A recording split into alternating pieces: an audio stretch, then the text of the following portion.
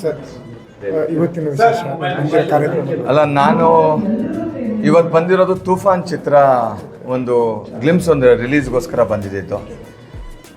ಏನು ನಮ್ಮ ರೋಷನ್ ಹಾಗೆ ಅನುಷಾ ಎಲ್ಲ ಹಾಕಿ ಮಾಡಿದ್ದಾರೆ. ಒಳ್ಳೆ ಡೈರೆಕ್ಷನ್ಸ್ ಇತ್ತು. ಒಳ್ಳೆ ಯಾವ ಥರ ಅಂದರೆ ಕನ್ನಡ ಚಿತ್ರರಂಗದಲ್ಲಿ ಒಂಥರ ಈ KGF ಬಂದಾಗ ಹೇಗೊಂದು ಸೌಂಡ್ ಮಾಡ್ತಲ್ಲ, ಅದಕ್ಕಿಂತ ಜಾಸ್ತಿ ಸೌಂಡ್ ಮಾಡುವಂಥ ಒಂದು ಯಂಗ್ಸ್ಟರ್ಸ್ಗಳು, ಎಲ್ಲ ಕಷ್ಟಜೀವಿಗಳು, ಕಷ್ಟಪಟ್ಟು ಮಾಡ್ತಾ ಇರ್ತಕ್ಕಂಥ ಎಲ್ಲ ಯಂಗ್ಸ್ಟರ್ಸ್ಗಳೆಲ್ಲ ಸೇರ್ಕೊಂಡು ಮಾಡ್ತಾ ಇರ್ತಕ್ಕಂಥ ಒಂದು ತೂಫಾನ್ ಚಿತ್ರದ ಒಂದು ಗ್ಲಿಮ್ಸ್ ರಿಲೀಸ್ಗೆ ಗೆಸ್ಟಾಗಿ ಕರೆದಿದ್ರು. ಸೊ ಬಂದಿದ್ದೆ. ಸೊ ಅದೇ ಅದು ನೋಡಿದ್ರಿ ತಾವು. ಸೊ ಅವ್ರಿಗೆ ಎನ್ಕರೇಜ್ ಮಾಡಿ, ಯಾಕಂದರೆ ಇತ್ತೀಚಿನ ದಿನಗಳಲ್ಲಿ ತಾವು ನೋಡ್ತಾ ಇದ್ದೀರಾ ಕನ್ನಡ ಚಿತ್ರರಂಗದಲ್ಲಿ ಚಿತ್ರಗಳು ಸರಿಯಾಗಿ ಓಡ್ತಾ ಇಲ್ಲ ಅನ್ನೋದು ಒಂದು ಕಡೆ, ಚಿತ್ರದ ಥಿಯೇಟರ್ಗಳು ಮುಚ್ಚೋಗ್ತಾ ಇದೆ ಅನ್ನೋದು ಒಂದು ಕಡೆ. ಇಂಥ ಸಿಚುವೇಶನ್ಸ್ಗಳಲ್ಲಿ ಇಂಥ ಒಂದು ಒಳ್ಳೆ ಚಿತ್ರ ಬಂದಾಗ ನಾವು ಅಂಥವ್ರಿಗೆ ಸಪೋರ್ಟ್ ಮಾಡಿದ್ರೆ, ಅದರಲ್ಲೂ ಬಹಳ ಇಂಪಾರ್ಟೆಂಟ್ ನೀವುಗಳು ಸಪೋರ್ಟ್ ಮಾಡಿದ್ರೆ ಇಂಥ ಚಿತ್ರಗಳು ಖಂಡಿತವಾಗಿಯೂ ಸಕ್ಸಸ್ ತಗೊಳುತ್ತೆ. ಆಮೇಲೆ ಜೊತೆಗೆ ಜನಕ್ಕೆ ರೀಚ್ ಆಗುತ್ತೆ. ಜನಕ್ಕೆ ಇದೊಂದು ಒಳ್ಳೆ ಚಿತ್ರ ಅಂತ ಗೊತ್ತಾದಾಗ ಖಂಡಿತ ಎಲ್ಲರೂ ಬಂದು ನೋಡ್ತಾರೆ. ನೋಡಿದಾಗ ಆಮೇಲೆ ಒಳ್ಳೆ ಕಂಟೆಂಟ್ ಇರ್ತಕ್ಕಂಥ ಮೂವಿ ಅಂತ ನಾನು ನೋಡಿದ ತಕ್ಷಣ ಅನ್ನಿಸ್ತಾ ಇದೆ. ಸೊ ಆ್ಯಸ್ ಎ ಲಾಯರ್ ಆಗಿ ನನಗೆ ಬಂದು ನೋಡಿದಾಗ ನಾನು ಎಷ್ಟೋ ಚಿತ್ರಗಳ ಒಂದು ಟ್ರೇಲರಲ್ಲಿ ರಿಲೀಸ್ಗಿರ್ಬೋದು ಅಥವಾ ಅದರಲ್ಲಿ ಸುಮಾರದಕ್ಕೆ ಹೋಗಿದ್ದೀನಿ ಸುಮಾರು ವರ್ಷಗಳಿಂದ. ಬಟ್ ಇದನ್ನು ನೋಡಿದಾಗ ಇವತ್ತು ತೂಫಾನ್ ಚಿತ್ರದ ಸಮಥಿಂಗ್ ಏನೋ ಸ್ಪೆಷಲ್ ಇದೆ ಅಂತ ಒಂದು ಖಂಡಿತವಾಗಿಯೂ ಒಂದು ವೆರಿ ಇಂಪ್ರೆಸಿವ್ ಆಗಿತ್ತು ಅಂತ ಅನ್ನಿಸ್ತು.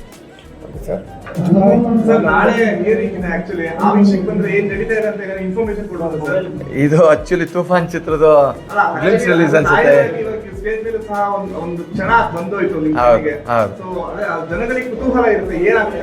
ಯಾವ ಕೇಸಲ್ಲಿ ಬ್ರದರ್?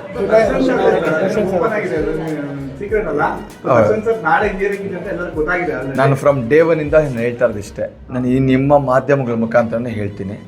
ನಾನು ವೈಯಕ್ತಿಕವಾಗಿ ಹೇಳ್ತೀನಿ, ಲಾಯರಾಗಿ ಅಷ್ಟೇ ಅಲ್ಲ, ಒಂದು ವೈಯಕ್ತಿಕವಾಗಿ ಕೂಡ ನಾನು ಹೇಳ್ತೀನಿ, ನಿಜವಾಗ್ಲೂ ಈಸ್ ಇನ್ನೋಸೆಂಟ್.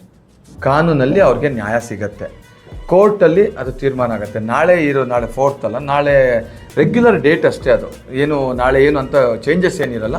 ಅವ್ರು ಜುಡಿಷಿಯಲ್ ಕಸ್ಟಡಿಯಲ್ಲಿ ಇರ್ತಾರೆ.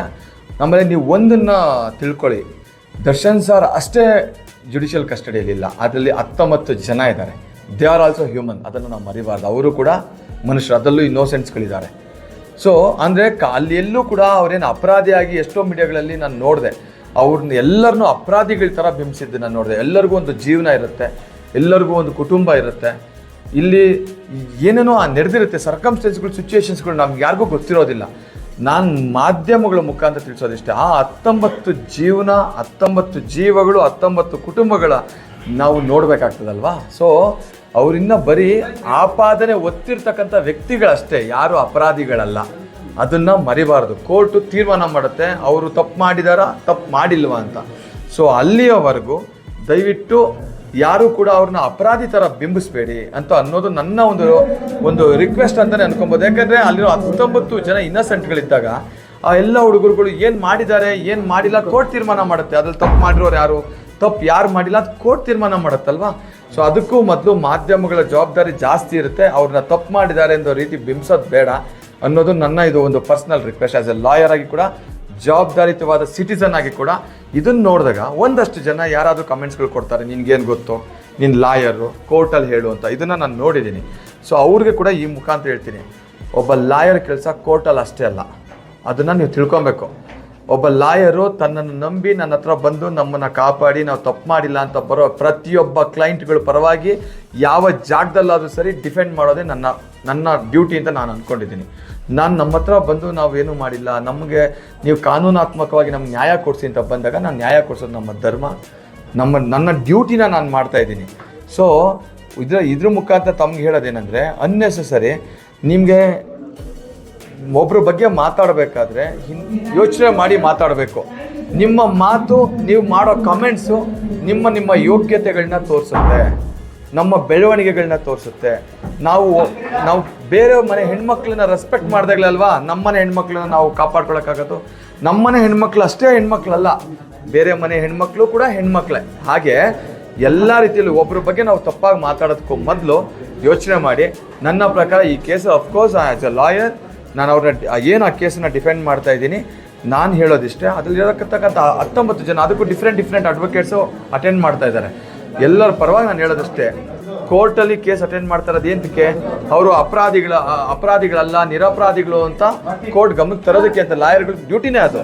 ಸೊ ಅದನ್ನು ಮಾಡ್ತಾ ಇದ್ದೀವಿ. ಹಾಗಾಗಿ ಅದ್ರ ಪಾಡಿಗೆ ಅದು ನಡೆಯುತ್ತೆ. ಕೋರ್ಟ್ ತೀರ್ಮಾನ ಮಾಡುತ್ತೆ. ಕೋರ್ಟ್ ತೀರ್ಮಾನ ಮಾಡೋವರೆಗೂ ಅವ್ರು ಅಪರಾಧಿಗಳು ಅಂತ ಎಲ್ಲೂ ಬಿಂಬಿಸ್ಬೇಡಿ. ಯಾಕಂದರೆ ಈ ಸ್ಥಾನಕ್ಕೆ ದರ್ಶನ್ ಅವರು ಇರ್ಬೋದು ಅಥವಾ ಮತ್ತೊಬ್ರು ಎಲ್ಲರೂ ಇರ್ಬೋದು, ಒಂದು ಸ್ಥಾನಕ್ಕೆ ಈ ಹೆಸರು ಮಾಡೋಕ್ಕೆ ಎಷ್ಟು ಕಲ್ಲು ಮುಳುಗಳನ್ನ ತುಳ್ಕೊಂಬಂದಿರ್ತಾರೆ. ನಾವು ಅದಕ್ಕಾದ್ರೂ ಗೌರವಿಸ್ಬೇಕು ಅಂತ ಈ ಮುಖಾಂತರ ಕೇಳ್ಕೊಳ್ತೀನಿ. ಆ್ಯಂಡ್ ಜೊತೆಗೆ ಇವತ್ತು ನಾನು ಬಂದಿರೋದು ವೆರಿ ಇಂಪಾರ್ಟೆಂಟ್. ನೀವು ಕೇಳಿದ್ದೀರಾ, ರೆಸ್ಪೆಕ್ಟ್ ಆಗಿ ನಾನು ಹೇಳಿದ್ದೀನಿ. ನಾನು ಬಂದಿರೋದು ವೆರಿ ಇಂಪಾರ್ಟೆಂಟ್ ತೂಫಾನ್ ಅನ್ನೋ ಒಂದು ಕನ್ನಡ ಚಿತ್ರದ ಗ್ಲಿಮ್ಸ್ ರಿಲೀಸ್ಗೆ. ಅದನ್ನು ಮಾತ್ರ ಖಂಡಿತವಾಗಿಯೂ ಸಪೋರ್ಟ್ ಮಾಡಿ. ಅದ್ರಲ್ಲಿ ಮಾಡಿರ್ತಕ್ಕಂಥ ಎಲ್ಲ ಆಕ್ಟರ್ಸು, ಹೀರೋಯಿನ್, ಅದು ಖಂಡಿತವಾಗಿಯೂ ಅದ್ರ ಬಗ್ಗೆ ನಾನು ಹೇಳ್ತೀನಿ. ಅದು ಇನ್ನೂ ಅದು ಟೈಮ್ ಬಂದಿಲ್ಲ. ಸ್ವಲ್ಪ ದಿವಸದಲ್ಲಿ ಅದನ್ನು ಇಲ್ಲ ಅವರು ಜುಡಿಷಿಯಲ್ ಕಸ್ಟಡಿಯಲ್ಲಿ ಇರೋದ್ರಿಂದ ಅವರು ಅಲ್ಲೇ ಇರ್ತಾರೆ. ವಿಡಿಯೋ ಕಾನ್ಫರೆನ್ಸ್ ಮುಖಾಂತರ ಎಲ್ಲಾನು ಆಗತ್ತೆ.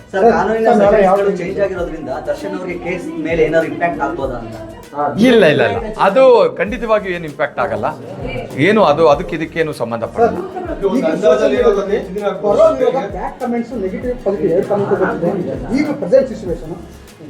ಅಲ್ಲ, ನಾನು ಹೇಳ್ತಾ ಇದ್ದೀನಿ, ನನ್ನ ಪ್ರಕಾರ ಅದನ್ನ ಬೇಕಾಗಿಲ್ಲ ಇವಾಗ ಮಾತಾಡೋದು ಅಂತ ನಾನು ಅನ್ಕೊಂತಾ ಇದ್ದೀನಿ.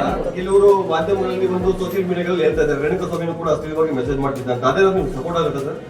ಅಲ್ಲ, ಮಾಡಿದಾರೋ ಇಲ್ವೋ ಅನ್ನೋ ತೀರ್ಮಾನ ಮಾಡೋದು ಯಾರು? ಇದನ್ನೇ ನಾನು ಹೇಳ್ತಾರೆ ನೋಡಿ. ಮಾಧ್ಯಮದಲ್ಲಿ ತೋರಿಸಿದ್ರಲ್ಲ, ಮಾಡಿದ್ದಾರೆ ಯಾರನ್ನ ನೋಡಿದಾರ? ಯಾರು ನೋಡಿದ್ದಾರೆ? ನೋಡಿರೋರು ಯಾರು? ಆಸ್ ಎ ಲಾಯರ್ ಆಗಿ ನಾನು ಹೇಳೋದು ಎಲ್ಲಿದೆ? ನೋಡಿರೋರು ಯಾರು? ಇವಾಗ ಮಾಧ್ಯಮದಲ್ಲಿ ತೋರಿಸಿದ್ರಲ್ಲ, ಯಾವುದಾದ್ರೂ ಒಂದು ಮಾಧ್ಯಮದವರು ನಾನು ನೋಡಿದ್ದೀನಿ ಅಂತ ಅದನ್ನ ತಗೊಂಬಂದು ಕೋರ್ಟ್ ಮುಂದೆ ಕೊಡ್ಲಿ. ಎಲ್ಲೂ ಇಲ್ಲ. ಯಾರು ಮಾಡಿರೋದು? ಅವ್ರಿಗೆ ಮಾಡಿದ್ರೆ ಅದು ಸಪ್ರೇಟ್. ಅದು ಇಲ್ಲ, ಖಂಡಿತವಾಗಿ. ಅಫ್ಕೋರ್ಸ್ ಒಬ್ಬ ಮನುಷ್ಯ ನೋಡಿ, ಯಾರು ಒಬ್ಬ ಆಯ್ತು. ನಾನು ಒಂದೇ ಒಂದು ಪ್ರಶ್ನೆ, ಈ ದೇಶದಲ್ಲಿ ರಾಜ್ಯದಲ್ಲಿ ಇದೊಂದೇ ಮರ್ಡರ್ ಆಗಿರೋದು? ಈ ಎಷ್ಟು ಮರ್ಡರ್ ಆಗತ್ತಲ್ಲ, ಮೊನ್ನೆ ಎಲ್ಲ ಆಯ್ತು. ದಿವಸಕ್ಕೆ ಎಷ್ಟು ಮರ್ಡರ್ ಆಗಲಾಗುತ್ತೆ. ಇದೊಂದೇ ಮರ್ಡರ್ಗೆ ಮಾತ್ರ ಯಾಕೆ ಇಷ್ಟೊಂದು ಇಂಪಾರ್ಟೆನ್ಸ್ ಕೊಡ್ತಾ ಇದ್ದಾರೆ ಅಲ್ವಾ? ಅವರು ಆ ಸ್ಥಾನಕ್ಕೆ ಬರೋಕ್ಕೆ ಎಷ್ಟು ಕಷ್ಟಪಟ್ಟಿರ್ತಾರಲ್ವಾ? ಅವ್ರನ್ನ ಏಕಾಏಕಿ ಅವ್ರನ್ನ ಅಪರಾಧಿ ಅಂತ ಹೇಳೋದು ತಪ್ಪು ಅಂತ ನನ್ನ ಭಾವನೆ. Thank you so much. Thank you.